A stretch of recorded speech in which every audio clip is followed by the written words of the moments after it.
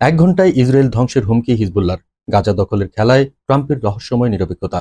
গাজা দখলের আগুনে জ্বলছে মধ্যপ্রাচ্য, আর ঠিক তখনই হিজবুল্লাহ হুমকি দিচ্ছে মাত্র 1 ঘন্টা লাগবে ইসরায়েলের নিরাপত্তা ধ্বংসে।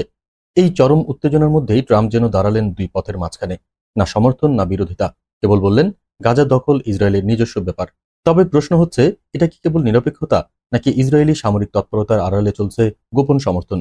গোপনে গঠিত গাজা হিউম্যানিটেরিয়ান ফাউন্ডেশনের লক্ষ লক্ষ ডলারের অনুদান, নেতানিয়াহুর সামরিক প্রস্তুতি, আর আরব রাষ্ট্রগুলোকে চাপ দিয়ে সহায়তা আদায়, সব মিলিয়ে এই নিরপেক্ষতা কি আসলেই নিরপেক্ষ?